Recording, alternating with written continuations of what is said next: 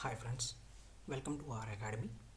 మనం history related, అలానే polity, అలానే ఎకానమీ, అలానే మ్యాథ్స్, అలాగే రీజనింగ్ ఇవి ఏవైతే ఉన్నాయో RRB NTPC previous years questions ఏవైతే ఉన్నాయో ఇవన్నీ మనం 2025లో జరిగిన ఎగ్జామ్స్లో ప్రతి షిఫ్ట్కి సంబంధించినవి ప్రతిదీ మనం చెప్పుకుంటాం. దాంట్లో భాగంగా ఈరోజు హిస్టరీవి మనం స్టార్ట్ చేసుకుంటున్నామండి. హిస్టరీలో మనకి షిఫ్ట్ 1 5th 6th 2025 జరిగిన షిఫ్ట్ 1లో 6 క్వశ్చన్స్ వచ్చాయి హిస్టరీ నుంచి. ఇవన్నీ 6 క్వశ్చన్స్. ఆ 6 క్వశ్చన్స్ మనం క్లియర్ ఎక్స్ప్లెనేషన్స్తో డిస్కస్ చేసుకుందాం. ఓకేనండి? ఓకే, ఒకసారి చూడండి question.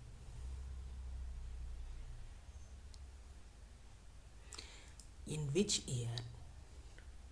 Which year did Bakshi Jagabandhu led the Paika rebellion to protest against the British land revenue policy అని చెప్పి ఇచ్చారు. ఏంటి పైకా రెబెలియన్? ఎక్కడ పైకా? ఎవరి బక్షి జగబంధు? ఎవరి పైకా? ఎక్కడ జరిగింది పైకా రెబెలియన్? బ్రిటిష్ ల్యాండ్ రెవెన్యూ పాలసీకి అగనిస్ట్గా ఎప్పుడు జరిగింది, ఏ ఇయర్లో జరిగింది అని చెప్పి ఇచ్చారు. ఎప్పుడు జరిగిందండి? 1817లో జరిగింది. ఎప్పుడు? 1817. అయితే ఒకసారి మనం ఈ పైకా రెబెలియన్ గురించి చెప్పుకుందాం.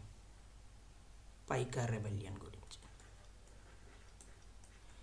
ఏంటిది పైకా రెబెలియన్? ఈ పైకా రెబెలియన్ మనకి ఒరిస్సాలో జరిగిందండి. ఒరిస్సాలో ఈ పైకాస్ అంటే ఎవరు అని అంటే వీళ్ళు ఒరిస్సాలో కుర్దా మహారాజు అని ఉంటారు. ఎవరు? కుర్దా మహారాజు. ఆయన యొక్క మిలిటరీ ఫోర్సే ఈ పైకాస్ అన్నమాట. మిలిటరీ ఫోర్స్ ఈ పైకాస్. వీళ్ళకి మరాఠా పాలనలో వీళ్ళకి కొంత భూమిని ఇచ్చారనమాట. వీళ్ళ సైనిక పాలనకు సంబంధించినవి అడ్మినిస్ట్రేషన్లో వీళ్ళు భాగం కనుక ఈ పైకాస్ ఈ మిలిటరీ వాళ్ళకి కొంత భూమిని ఇవ్వడం జరిగింది. ఎవరు? మరాఠా వాళ్ళు. అది అప్పటి నుంచి అలా వస్తూ ఆ భూమి మీద వీళ్ళు బతుకుతున్నారు. ఆ భూమి మీద వీళ్ళకి ఈ పైకాస్కి ఎలాంటి పన్ను అనేది ఉండేది కాదు. ఆ పన్నుని బ్రిటిష్ ల్యాండ్ రెవెన్యూ పాలసీలో భాగంగా ఆ పన్ను అనేది పైకాస్ వాళ్ళ భూముల మీద కూడా విధించడం జరిగింది. దానికి వ్యతిరేకంగా ఈ ల్యాండ్ రెవెన్యూ పాలసీకి ఈ పైకాస్ యొక్క భూములపైన పన్ను వేశారని దానికి వ్యతిరేకంగా బక్షి జగబంధు, ఎవరండి? బక్షి జగబంధు, ఈయన నాయకత్వంలో 1817లో ఈ రివోల్ట్ అనేది స్టార్ట్ అయింది. ఈ రెబెలియన్ అనేది స్టార్ట్ అయింది అనమాట. ఎప్పుడు? 1817. ఎవరికి వ్యతిరేకంగా? బ్రిటిష్ ల్యాండ్ రెవెన్యూ పాలసీకి వ్యతిరేకంగా. పైకాస్ అంటే ఎవరు? మిలిటరీ వాళ్ళు. కుర్దా మహారాజుకి మిలిటరీ అనమాట. అక్కడ ఒరిస్సాలో ఉండే కుర్దా మహారాజుకి మిలిటరీ. ఈ మిలిటరీ ఎప్పటి నుంచి ఉండేదంటే మరాఠా పాలనలో వీళ్ళు ఉండేవాళ్ళు. మరాఠా వాళ్ళకి భూమిని ఇవ్వడం జరిగింది. ఆ భూమి నుండి పన్నుని వీళ్ళు కట్టేవాళ్ళు కాదు. బ్రిటిష్ రెవెన్యూ పాలసీ వచ్చాక పన్నును కట్టమని వాళ్ళకి ఆదేశాలు జారీ చేశారు. దానికి వ్యతిరేకంగా జరిగిన రివోల్ట్, ఆ రెబెలియన్ ఈజ్ పైకా రెబెలియన్. ఎప్పుడు జరిగింది? 1817. ఓకేనండి? ఇది దీనికి సంబంధించింది. ఎవరు దాన్ని లీడ్ చేశారు? బక్షి జగబంధు. ఓకేనా? Okay,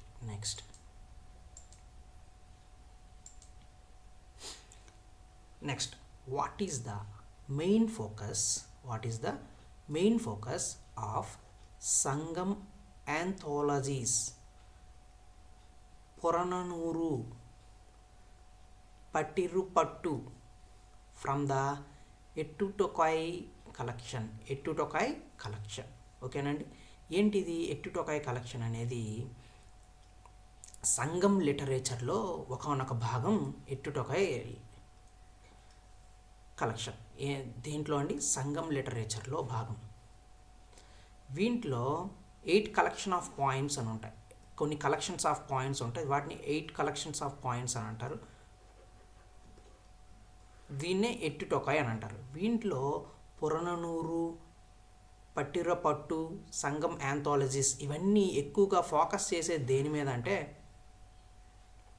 heroism and praises, kings and their deeds. అంటే కింగ్స్, రాజులు వాళ్ళు వీరోచితంగా ఎంతలా పోరాడారు వాళ్ళని పొగుడుతూ ఈ కలెక్షన్ అంతా ఉంటుంది, ఈ పాయింట్స్ అంతా ఉంటాయన్నమాట. దాన్ని బేస్ చేసుకొని ఎక్కువగా దేని బేస్ చేసుకొని heroism and praises of kings and their deeds, దీని గురించి ఎక్కువగా ఫోకస్ చేస్తుంది అనమాట ఈ ఎట్టుటొకాయ్ కలెక్షన్స్లో ఉండే సంగం యాంథాలజీస్, పురాణనూరు, పట్టిర్రు పట్టు. ఓకేనండి, ఇది దీనికి సంబంధించింది. ఎవరు రాశారు ఏంటి అనేది దానికి లేదండి, అది కలెక్షన్ ఆఫ్ పాయింట్స్ చాలామంది కవులు రచించారనమాట, అందుకు లేదు అక్కడ.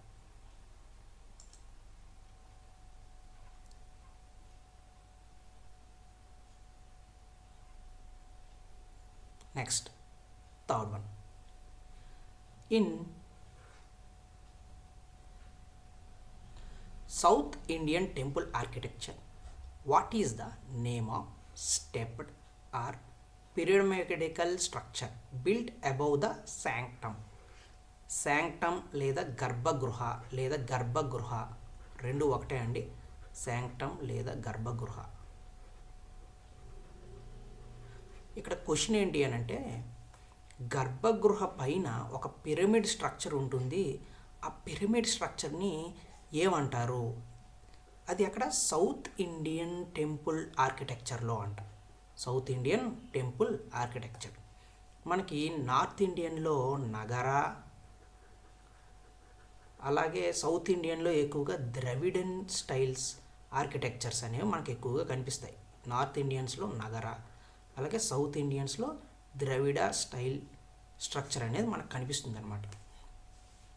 అయితే ఆ స్ట్రక్చర్లో గర్భగృహం పైన ఒక పిరమిడ్ స్ట్రక్చర్లా ఉంటుంది. దాని పేరేంటి అని చెప్పి అడిగారు. ఇదే క్వశ్చన్. దాని పేరేంటి అంటే విమాన. ఏంటండి? విమాన అని అంటారు. విమాన. ఓకేనా, ఇది అక్కడ ఆన్సర్, విమాన. ఒకసారి ఈ స్ట్రక్చర్ చూపిస్తాను, ఒకసారి చూడండి. కనిపిస్తుంది కదండి, ఇక్కడ చూడండి. ఇది గోపురం, అలానే ఇది మండప, అలాగే ఇది విమాన, ఇది గర్భగృహకి పైన ఉండే స్ట్రక్చర్ ఏది? విమాన.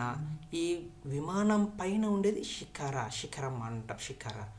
అలానే ఇవి కొన్ని పెద్ద పెద్ద ఆలయాల్లో ధ్వజస్తంభం ఉంటుంది, రాజగోపురం ఉంటుంది, మహామండపం ఉంటుంది, అలాగే గర్భగృహ ఇలా ఉంటుంది.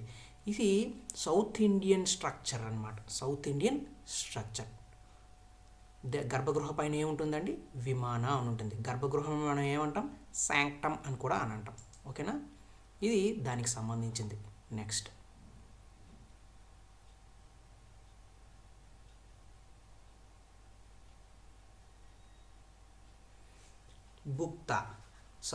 ఫోర్త్ క్వశ్చన్ అండి. ద టర్మ్ భుక్తి in post Gupta polity referred to అని చెప్పి ఇచ్చారు. ఏంటిది పోస్ట్ గుప్తా? మనకి గుప్తుల కాలం, పోస్ట్ గుప్తా కాలం, అందులో అడ్మినిస్ట్రేషన్ గురించి ఇచ్చారనమాట.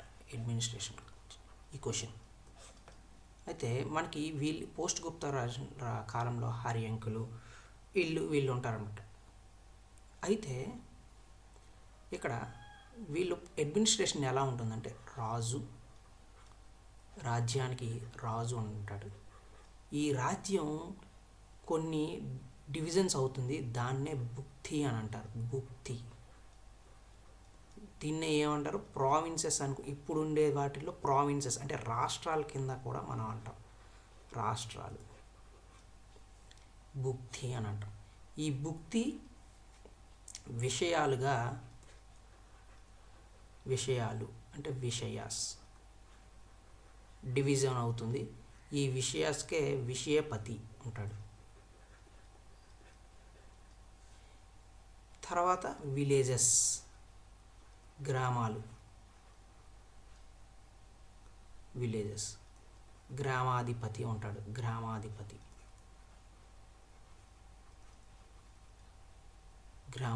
ఉంటాడు.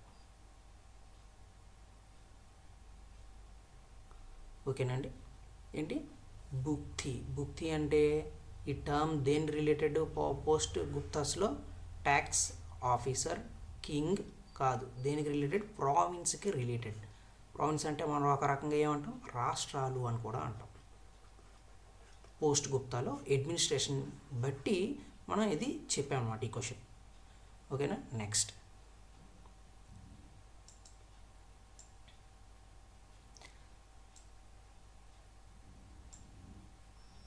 నెక్స్ట్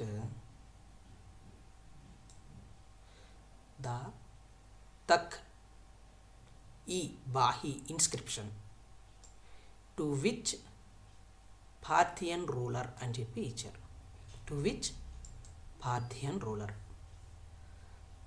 తక్ హీ బాహి ఇన్స్క్రిప్షన్ ఎవరు రిలేటెడ్ అంటే గోండో ఫెర్నాన్స్. ఎవరండి? గోండో ఫెర్నాన్స్ అనే పార్థియన్ రూలర్కి ఇది రిలేటెడ్. ఎవరది? గోండో ఫెర్నాన్స్. ఓకేనా. నెక్స్ట్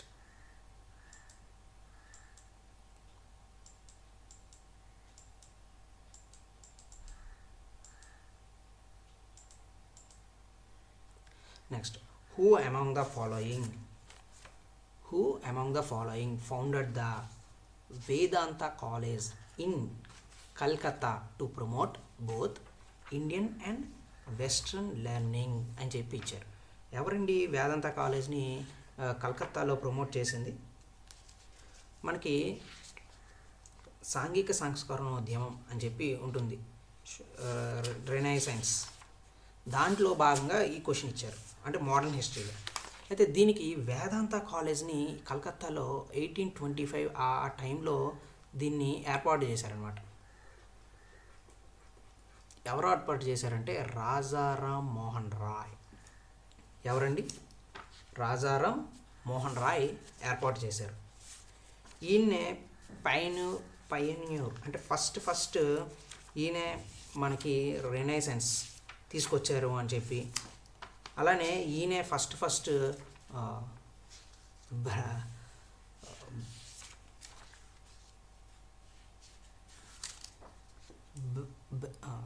ఈయనే ఫస్ట్ మనకి పేపర్ వీటిని బేసే ఇవి కూడా తీసుకొచ్చారని చెప్పి మనకి చాలా ఉన్నాయన్నమాట రాజారాం మోహన్ రాయ్ గురించి.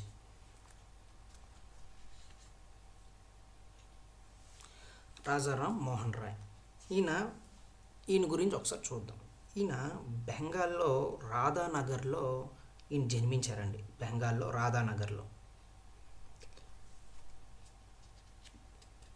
ఈయన సమాధి ఎక్కడ ఉంది అని అంటే ఇంగ్లాండ్లో ఆర్నోస్ వేల్. ఎక్కడ? ఇంగ్లాండ్లో ఆర్నోస్ వేల్ సమాధి ఎక్కడ ఉంది? ఈయన సమాధి ఇంగ్లాండ్లో ఆర్నోస్ వేల్. ఈయనకి రాజారాం మోహన్ రాయ్ అని అంటాం కదా. ఈ రాజా అనే బిరుదు ఇచ్చింది ఎవరు? మొఘలుల చక్రవర్తి రెండో అక్బర్ ఇస్తాడండి. ఎవరండి? అక్బర్ II ఇస్తాడనమాట. ఎవరికి? రాజా అనే బిరుదు రాజారాం మోహన్ రాయ్కి అక్బర్ II ఇస్తాడు. ఈయన ఆధునిక భారతదేశ పితామహుడు అని కూడా అంటారు. ఆధునిక భారతదేశ పితామహుడు అని కూడా అంటారు రాజారాం మోహన్ రాయ్ని. పయనీర్ ఆఫ్ ఇండియా, నవయుగ వైతాళికుడు అని కూడా అంటారు. నవయుగ వైతాళికుడు.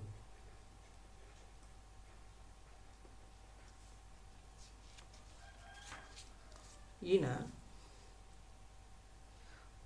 మిరాత్ ఉల్ ఏంటండి? మిరాత్ ఉల్ ఒకసారి ఇక్కడ రాస్తాను. ఈయన మిరాత్ ఉల్ అక్బర్. ఇవి గుర్తుపెట్టుకోండి. మిరాత్ ఉల్ అక్బర్. పర్షియన్ పత్రిక భారత్లో అనమాట. పర్షియన్ పత్రిక ఫస్ట్ ఇది ఇండియాలో ఫస్ట్ పర్షియన్ పత్రిక ఏది అని అంటే మిరాత్ ఉల్ అక్బర్. సంవాద కౌముది ఏంటండి? సంవాద కౌముది. సంవాద కౌముది ఇది 1821లో బెంగాలీలో రచించారనమాట. బెంగాలీలో ఇది ఫస్ట్ ఒక ఇండియన్ ఇండియాలో ఏర్పాటు చేసిన పత్రిక. ఇండియాలో ఏర్పాటు చేసిన పత్రిక సంవాద కౌముది 1821లో బెంగాలీ భాషలో. సతీ సహగమనానికి అంటే సతీకి వ్యతిరేకంగా అగెనిస్ట్గా చేశారనమాట. ఈ పత్రిక ద్వారానే చేశారు. ఏది? సంవాద కౌముది. అలాగే ఈయన ప్రాస్పెక్ట్స్ ఆఫ్ జీసస్,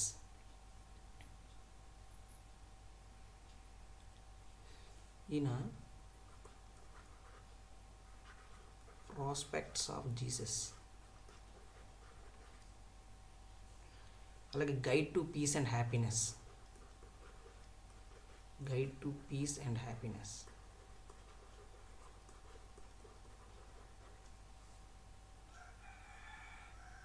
ఈ పుస్తకాలు అయితే రచించారండి. ఈ పుస్తకాలు. అలాగే ఈయన 1815లో ఫ్రెండ్లీ అసోసియేషన్ని ఏర్పాటు చేశారు. ఫ్రెండ్లీ అసోసియేషన్ ఎవరు? రాజా రామ్మోహన్ రాయ్. ఈ ఫ్రెండ్లీ అసోసియేషన్ 1828లో ఆత్మీయ బ్రహ్మ సభగా మారిందనమాట. ఏదండి? బ్రహ్మ సభగా మారింది. 1829లో బ్రహ్మ సమాజ్గా మారింది. బ్రహ్మ సభ కాస్త బ్రహ్మ సమాజ్.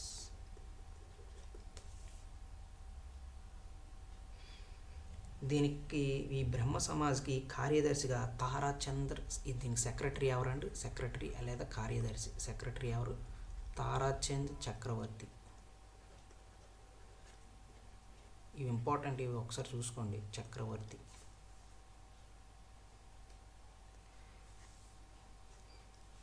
ఈయన ద్వారానే 1829లో సతీ అబోలిషన్ యాక్ట్ తీసుకొని వచ్చారండి. సతీ అబోలిషన్ యాక్ట్ 1829లో ఈయన సహకారంతో. అప్పుడు గవర్నర్ ఎవరు అంటే విలియం బెంటిక్. ఎవరండి? William Bentinck.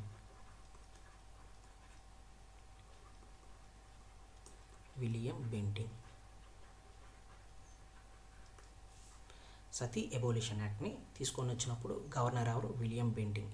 ఎవరి సహకారంతో తీసుకొని వచ్చారు? రాజా రామ్మోహన్ రాయ్ సహకారంతో సతీ అబోలిషన్ యాక్ట్ అనేది వచ్చింది. ఓకేనండి. ఇవి ప్రధానంగా ఆయన గురించి తెలుసుకోవాల్సింది. ఓకేనండి. వీటికి సంబంధించినవి ఇవి. ఒకసారి నెక్స్ట్ క్వశ్చన్కి వెళ్దాం. ఇదేంటిది? Calcutta founder of the Vedanta college in Calcutta ఎవరు? Rajaram Mohan Roy. Okay. Next, who among the following was known for intercaste and interreligious marriages through legislation? Intercaste and religious marriages చట్టపరంగా చేసింది ఎవరు అని అంటే రాజా రామ్మోహన్ రాయ్. ఇది కూడా సేమ్ అతనే. ఓకేనండి. ఇప్పుడే చెప్పుకున్నాం ఆయన గురించి. ఇవి దీనికి సంబంధించినవి. ఒకసారి ఏమేమి చెప్పుకున్నాం అనేది ఒక్కసారి చూద్దాం. బ్యాక్ నుంచి వెళ్దాం. ఏంటి? Intercaste and interreligious marriages through legislation ఎవరండి? రాజారాం మోహన్ రాయ్. నెక్స్ట్ ఏంటి? వేదాంత కాలేజ్ కలకత్తాలో ప్రమోట్ చేస్తుంది. దేన్ని ప్రమోట్ చేస్తుంది? ఇండియన్ అండ్ వెస్ట్రన్ లెర్నింగ్ రెండింటివి ప్రమోట్ చేస్తుంది అనమాట. దాన్ని ఎవరు ఏర్పాటు చేశారు? రాజారాం మోహన్ రాయ్. ఓకే. నెక్స్ట్, తక్ ఈ బాహి అనే ఇన్స్క్రిప్షన్ ఎవరిని? పార్థియన్ రూలర్ని ఎవరిని రిఫర్ చేస్తుందంటే గోండో ఫెర్నాస్. బుక్తి అంటే ఏంటి? బుక్తి అంటే రాష్ట్రం అని కూడా మన అర్థంలో వస్తుంది. ఇప్పుడుండే దాంట్లో చూసుకుంటే రాష్ట్రం. దాన్నే ప్రావిన్స్ అని కూడా అంటాం అన్నమాట. ప్రావిన్స్. ఓకేనా, ఆ ప్రావిన్స్.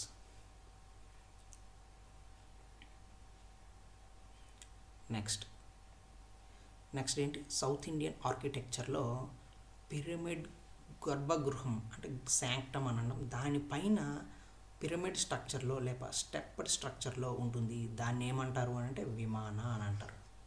ఓకేనండి, విమాన. మనకి సంగం లిటరేచర్ గురించి ఇచ్చారు కదా, సంగం యాంథాలజీస్, పురనారు, పతిరుపట్టు, ఎటుటొక్కాయ్ కలెక్షన్కి సంబంధించింది. ఇవి 8 కలెక్షన్స్ అండి. సంగం లిటరేచర్లో భాగం ఈ ఎటుటొక్కాయ్ కలెక్షన్స్ అనేవి. ఇవి ఎక్కువగా హీరోయిజం, కింగ్స్ పొగడడానికి సంబంధించినవి, వాటికి సంబంధించినవన్నీ ఉంటాయన్నమాట. ఇది మెయిన్ ఫోకస్ వాటి గురించి చేసింది ఈ కలెక్షన్. ఓకేనండి. నెక్స్ట్ పైకా రెబెలియన్ ఎప్పుడు జరిగింది? 1817. దాన్ని ఎవరు లీడ్ చేశారంటే బక్షి జగబంధు. దేని అగెన్స్ట్గా చేశారు? British land revenue policy. దీనివల్ల పైకాస్ యొక్క భూమికి పన్ను చెల్లించాల్సి వస్తుంది, దానికోసమని చేశారు. కానీ ఇది 1825 నాటికి ఈ రెబెలియన్ని అణిచివేశారు బ్రిటిష్ వాళ్ళు. ఈ బక్షి జగబంధుకి 150 రూపీస్ ఇచ్చి ఆయనకి పింఛన్ ఇచ్చారనమాట. పట్టుకొని 150 రూపీస్ పింఛన్ ఇచ్చారు. ఇది దీనికి సంబంధించిందండి. మళ్ళీ నెక్స్ట్ క్లాస్లో నెక్స్ట్ షిఫ్ట్కి సంబంధించిన హిస్టరీ క్వశ్చన్స్ అనేవి చూద్దాం. Thank you very much.